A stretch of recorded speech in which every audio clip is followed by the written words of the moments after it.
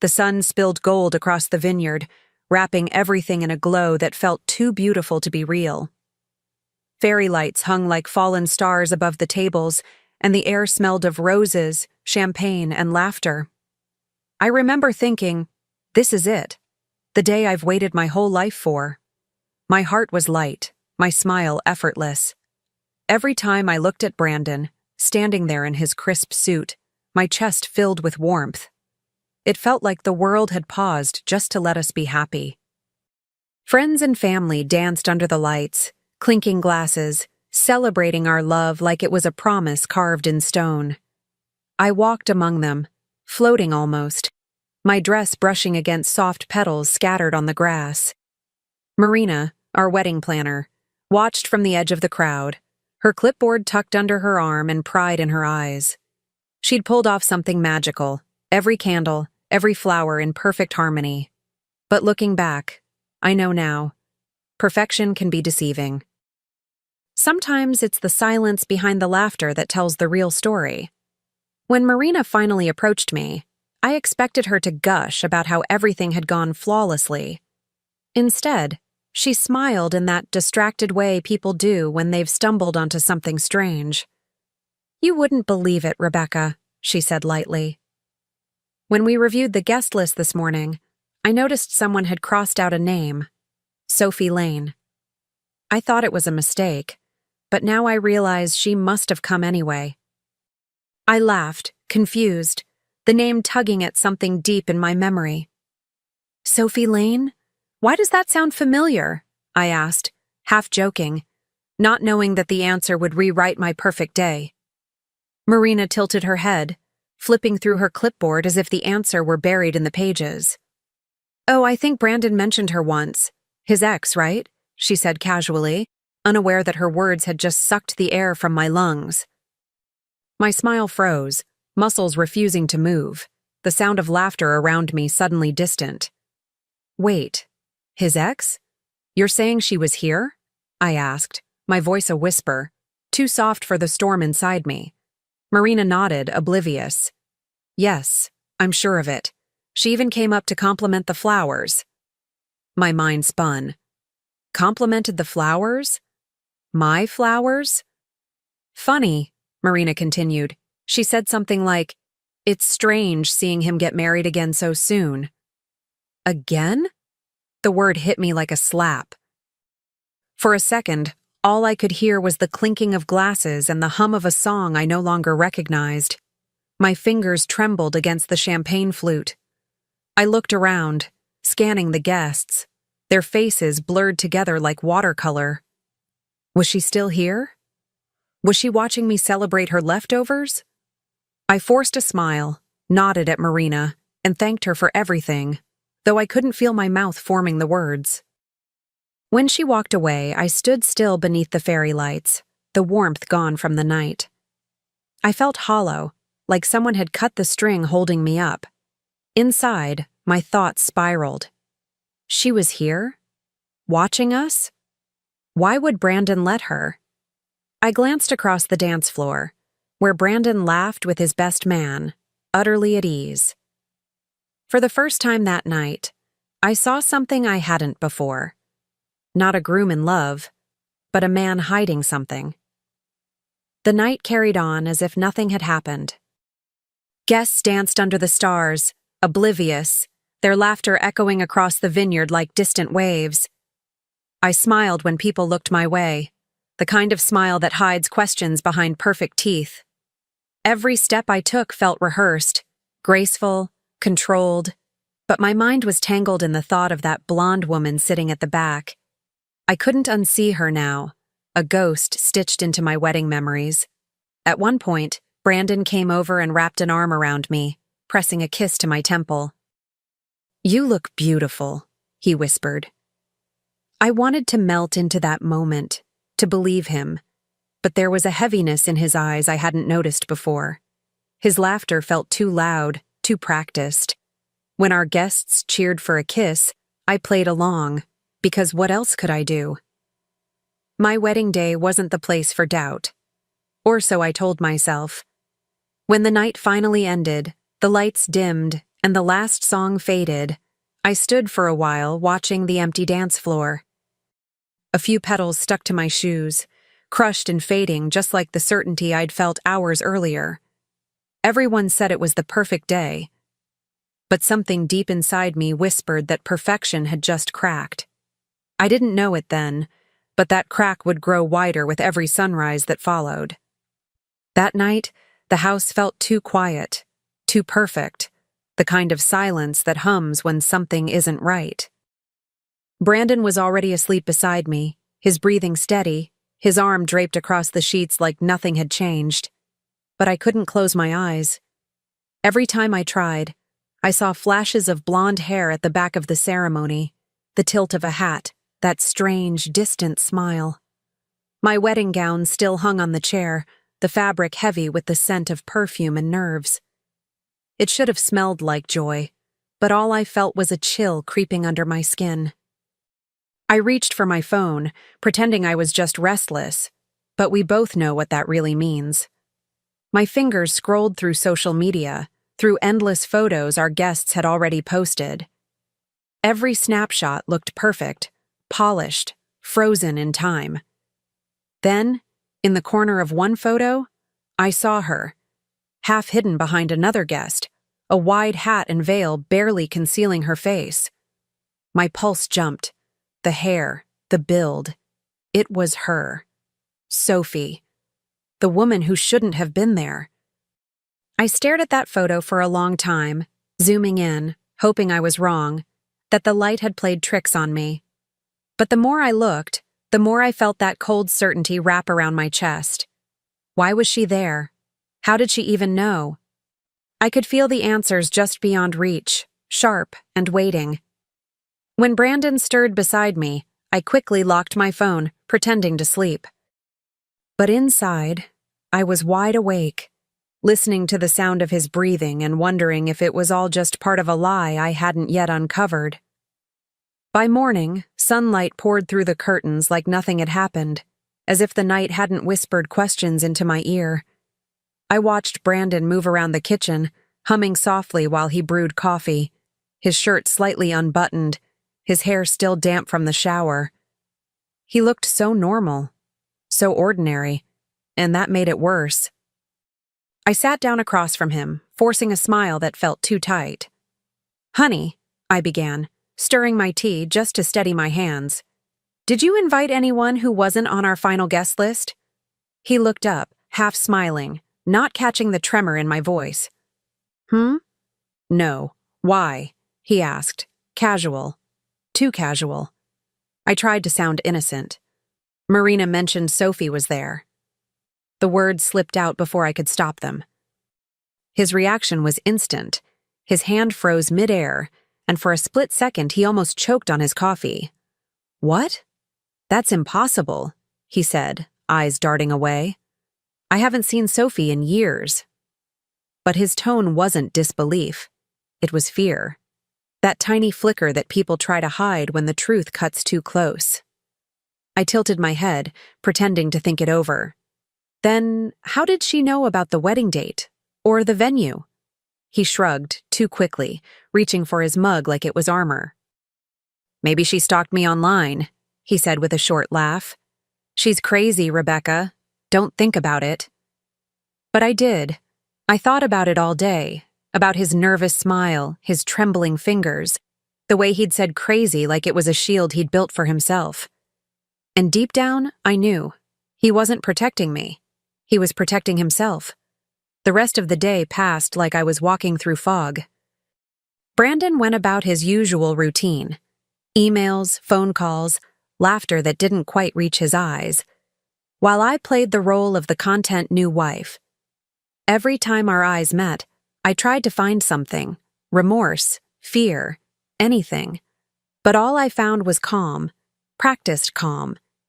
It scared me more than anger ever could. By afternoon, even the sunlight felt wrong, too bright, exposing everything I wanted to ignore. That night, while he watched TV, I sat beside him pretending to read. I could feel the distance between us like a silent river, too wide to cross but impossible not to notice. When he reached for my hand, I let him, but something in me had shifted.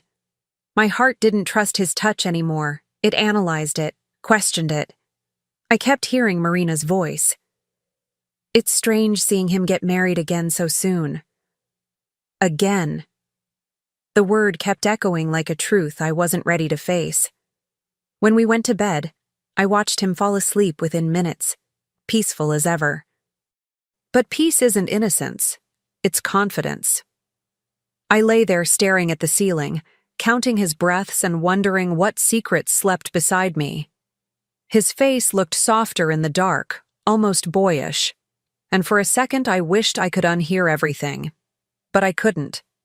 Because somewhere deep down, I knew this wasn't the end of a doubt. It was the beginning of an investigation. The next day, I woke up with a plan, not peace. I told Brandon I'd spend the morning catching up on thank you notes, but what I really wanted was clarity, my kind of clarity, the quiet kind that hides behind a polite smile. While he worked in his office, I texted Marina, trying to sound casual. Hey, could you send me the final guest list file? Just so I can double-check a few names for the thank you cards? My fingers trembled as I hit send, but my voice in the message was perfectly calm. Minutes later, her email arrived with a cheerful note and a digital attachment. My heart thudded in my chest as I opened it. I scanned line after line of names, family, friends, co-workers, until I saw it. Sophie Lane. Her name wasn't just crossed out. It was scratched through in sharp, deliberate strokes, like someone wanted her erased. And underneath, faint but unmistakable, I recognized the handwriting. Brandon's. My husband's. The air in the room grew thick, heavy with that quiet kind of truth that doesn't need to scream to destroy. I stared at the list, my reflection flickering faintly on the laptop screen, and for a moment, I didn't recognize myself. My cheeks were pale, my lips pressed thin, my eyes tired. I'd always trusted Brandon, even when logic told me not to. But now? Now there was proof. Something he tried to hide. The kind of secret that starts small and grows teeth. I sat there, still, my hand over my mouth, realizing I wasn't just married to a liar. I might have married a man whose past wasn't finished with him yet. That evening, the air felt different. Too still, too expectant, like the house itself was holding its breath. Brandon was in the shower, steam drifting from the half-open bathroom door, the sound of running water masking everything else. My hands moved before I could think, muscle memory born from suspicion. I unlocked his phone. I told myself it was wrong, that I was crossing a line, but truth doesn't knock. It waits for you to look. My heart pounded so loudly I thought he might hear it through the tiles. I went straight to his deleted messages, the ones people think are gone, but never truly are. And there it was. One conversation, recently erased, still faintly visible. A text from him. I told you not to come. She can't find out. Please don't make a scene. My throat went dry. Every word was a blade, clean and cold. He hadn't just known Sophie was there, he'd warned her. He'd planned for her silence. I took a screenshot, saving it to my phone, proof that my instincts weren't paranoia. They were memory. When I heard the water stop, I closed everything, locked the screen, and slipped the phone back where it belonged. He walked into the bedroom, towel around his waist, smiling like he had nothing to hide. "You okay?" he asked, his voice soft, rehearsed. I nodded, pretending to be absorbed in my book. But I could feel the truth pressing against my ribs, begging to be spoken. I smiled back, calm as ever, already knowing. His lies had just become my leverage. Later that night, while we lay in bed, I couldn't stop hearing that text in my head, every word dripping with betrayal. I stared at the ceiling, tracing the shadows cast by the moonlight, wondering how many lies can fit inside one marriage. My mind replayed every look, every story, every time Brandon said, "Trust me." It was almost laughable how easily I had.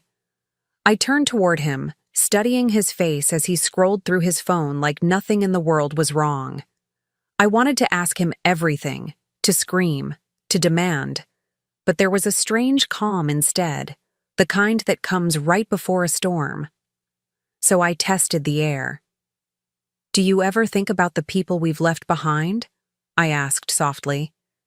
He hesitated, his thumb freezing mid-scroll. "What do you mean?" he said, careful, cautious. "Exes," I replied. "People who still linger." He laughed, too quickly. "You're not still thinking about Sophie, are you? Let it go." I smiled, but it wasn't a kind smile. "Oh, I will. Don't worry." When he finally drifted off to sleep, I turned my head toward him and whispered to the dark, "You wanted her hidden, Brandon. I'll make sure everyone sees what you tried to bury." My voice barely carried, but the promise sat heavy in the air. Something inside me shifted that night. I wasn't the same woman who smiled under fairy lights. I'd learned something crucial. Sometimes revenge doesn't start with rage. It starts with patience. A week later, I decided I'd had enough of pretending not to know. The silence had turned into a weight I couldn't carry anymore. I sat at the kitchen table, scrolling through my phone, and found her, Sophie Lane. Her profile picture was small, distant, but I'd recognize that face anywhere. I stared at her name for a long time, my finger hovering over message. My pulse quickened, but not from fear. It was something else. Resolve. If Brandon wouldn't tell me the truth, she would. So I wrote, "Hi, Sophie. I think we need to talk. No drama, just honesty. Would you meet me for coffee?" I read it twice before hitting send, then sat there, waiting, watching the clock like it held my future. She replied within minutes, "I'll be there." No hesitation, no excuses. That told me everything. She wanted to talk. Maybe she needed to. And part of me wondered if she too was just another casualty of Brandon's polished lies. The thought made me both furious and strangely sympathetic. When the day came, I chose a quiet cafe, neutral ground, soft jazz, the kind of place where truth sounds less violent. I arrived early, my hands wrapped around a cup of coffee I barely touched. When Sophie walked in, she looked smaller than I expected. Older, too, like guilt had been aging her in secret. She hesitated when she saw me, then smiled weakly. "You must hate me," she said, voice trembling. I shook my head. "I don't even know you," I replied. "But I think we were both played." We sat there for a moment, studying each other like two strangers holding pieces of the same broken picture. Sophie's eyes were tired, red around the edges, the kind that come from too many apologies never spoken. "He told me you two weren't serious," she said finally. "That you were just his girlfriend, not his fiancée." My chest tightened. "He told you that?" She nodded, twisting her napkin until it tore. "He even invited me to the wedding rehearsal. I didn't know you were the bride until I saw your name on the programs." I felt the room tilt slightly, the air heavy with the taste of betrayal. My voice cracked, but I didn't care. "He invited you?" The words came out smaller than I wanted them to. Sophie's lip trembled as she whispered, "He said he needed closure before marrying you." I believed him. I shouldn't have. Her honesty stung, but I could tell she meant it. I could see the shame in her eyes, the regret sitting heavy on her shoulders. She wasn't the villain in this story. She was another victim. For the first time since the wedding, I felt something unexpected. Clarity. Brandon hadn't just lied. He had choreographed everything. He had brought his past into my present and expected me never to notice. I leaned forward, my tone calm but deliberate. "He brought his past into my wedding," I said quietly, Sophie met my gaze, tears gathering. "What are you going to do?" I smiled faintly, my reflection flickering in the coffee's surface. "I'm going to bring his truth into his future." We left the cafe together, the afternoon sun sharp and bright, the kind of light that makes it impossible to hide. Sophie walked beside me in silence, her heels clicking on the pavement like punctuation marks to a sentence neither of us wanted to write. At the corner, she stopped and turned to me. "I really am sorry," she said softly. I believed her. Her sorrow wasn't performative. It was lived in, worn like a scar. I reached out and squeezed her hand. "You don't owe me an apology," I said. "He does." As she walked away, I stood there for a long time, watching her blend into the crowd until she disappeared completely. The city hummed around me, cars, voices, life moving forward, while I stood still, frozen between the woman I'd been and the one I was becoming. Betrayal had stripped something from me, yes, but it had also sharpened me. There's a strange kind of freedom in seeing someone clearly for the first time, even when it breaks you. Brandon had taught me that lesson well. When I got home that evening, I didn't cry. I didn't scream. I poured a glass of wine, lit a candle, and opened my laptop. If he thought his secrets were safe behind charm and smiles, he was wrong. Every lie leaves a trail, and I had all the proof I needed. I watched our wedding video, frame by frame, the smile on his face now tainted with irony. And as the candle flickered beside me, I whispered to myself, "He gave me a story, and I'm going to make sure everyone hears it." 6 months later, the house looked exactly the way Brandon wanted, polished, curated, perfect for an audience. Candles flickered on the dining table, the silverware gleamed, and laughter echoed through every corner. Friends and family filled the room, toasting to our beautiful marriage. I smiled, of course. I'd practiced that smile so well it almost felt real again. Brandon stood beside me, proud, confident, his hand resting lightly on my back as if he still owned me. But that night, the stage belonged to me. He made a toast, his voice warm and practiced. To 6 months of love, laughter, and forever. Glasses clinked, applause followed, and he kissed my cheek for the cameras. He had no idea that beneath my calm, something far more dangerous simmered. Truth. My hands didn't tremble. My heart didn't race. I'd already lived through the worst of him. Tonight wasn't about emotion. It was about revelation. I'd planned every second, every cue, every word. He'd taught me how to lie beautifully. Now I'd teach him what exposure felt like. When it was my turn to speak, I rose slowly, the hem of my dress brushing against the marble floor. "Before we continue," I said sweetly, raising my glass, "I have a little surprise video to show. Something special from the wedding." The room buzzed with curiosity. Brandon smiled at me, that confident, clueless smile. He didn't know the screen behind him was already glowing to life. For the first time in months, I felt peace. Not the soft kind, but the kind that comes from justice finally breathing in your direction. The lights dimmed, and the soft music faded. On the screen, our wedding began to play. Smiles, vows, dancing under fairy lights. Guests sighed, charmed by the nostalgia. Then came the shift. A pause, a flicker, and suddenly the camera panned to her. Sophie, disguised in her wide hat, half hidden among the guests, watching from the shadows. Gasps rippled through the room. Someone whispered, "Who is that?" Brandon froze beside me, the color draining from his face like ink in water. I could almost hear his pulse pounding. The video continued, the images now sharper, deliberate. Text messages appeared in sequence, glowing across the screen like confessions etched in light. "I told you not to come. She can't find out." Then another. "You still mean something to me." the silence in the room turned suffocating. My heart didn't race. It steadied. Every syllable, every secret now had an audience. I didn't need to explain. The truth was doing the work for me, one sentence at a time. Brandon's hands clenched at his sides, trembling. He turned toward me, eyes wide, voice cracking. "Rebecca, what have you done?" he whispered.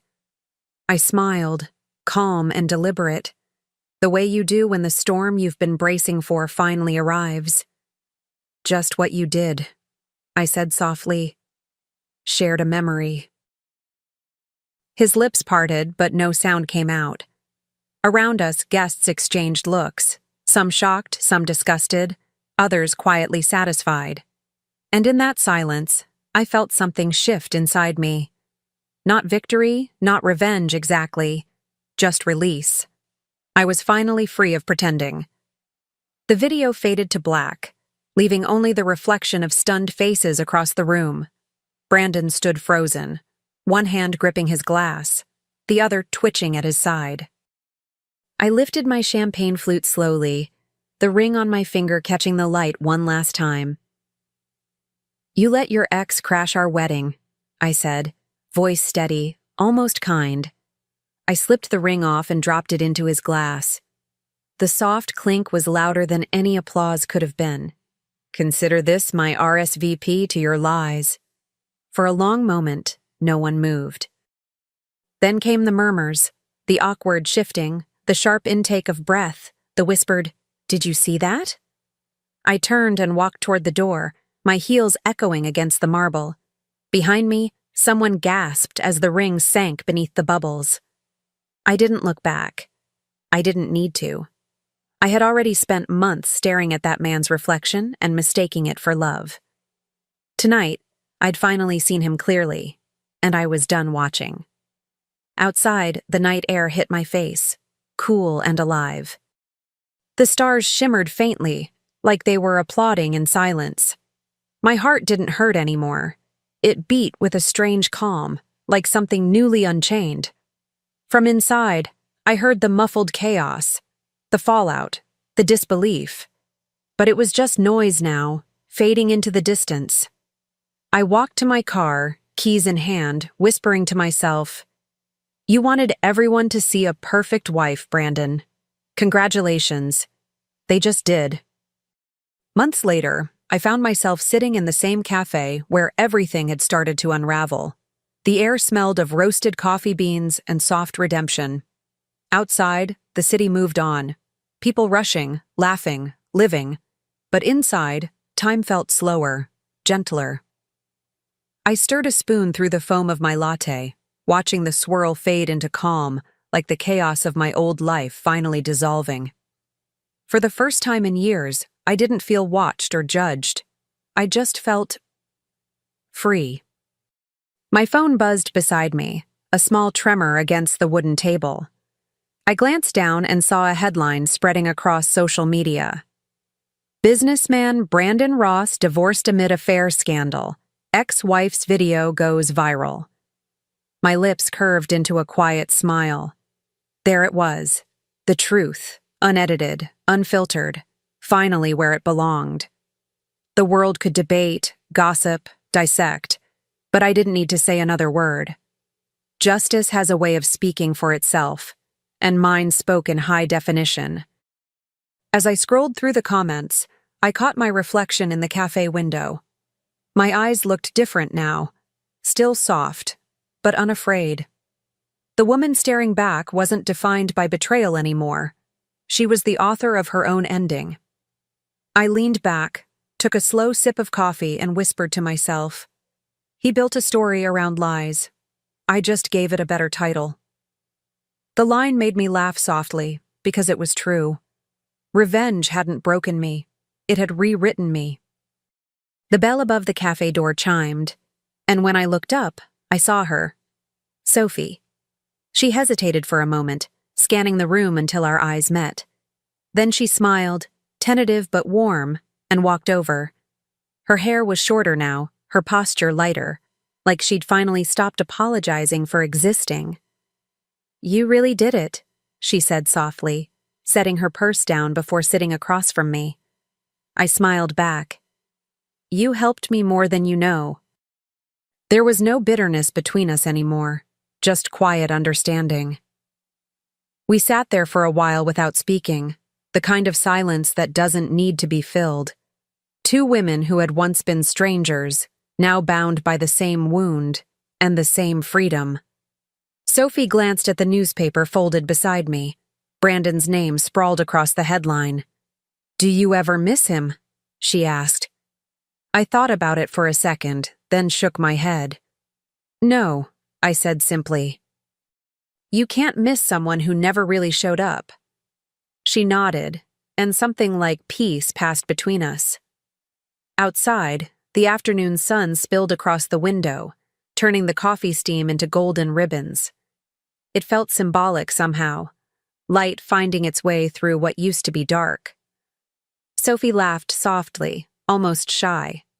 You know, she said, I thought I'd hate you forever, but now I think we both just survived him. I raised my cup toward hers, smiling. To survival, I said. And to knowing better next time. Our mugs clinked together gently, sealing something wordless but final. After Sophie left, I stayed for a while, listening to the quiet hum of the cafe, the clinking cups, the low music, the sound of normal life returning. For so long, I'd thought closure meant forgiveness, that peace required softness. But it doesn't. Sometimes peace comes dressed in truth, and truth isn't gentle, it's honest. I looked out the window, watching the world move forward without me having to chase it. There was something beautiful about that kind of stillness, the kind you earn after surviving fire. I thought about the woman I'd been, the one smiling under fairy lights, believing love was enough to protect her. I wanted to tell her she wasn't naive. She was hopeful, and hope isn't a flaw. It's just dangerous when given to the wrong person. Brandon had taken my trust, but I'd taken back something greater. Myself. The ring, the wedding, the lies. They were ashes now, and from ashes, I'd built something stronger. Me. As I finished my coffee, the waiter passed by and smiled. Refill? He asked. I shook my head. No, thanks, I said, standing to leave. I've had exactly what I needed. Outside, the breeze lifted my hair, and I walked into it, free and certain. Some stories end with heartbreak, others with revenge. Mine ended with freedom, and the quiet satisfaction of knowing that even the ghosts Brandon invited to our wedding had finally stopped haunting me.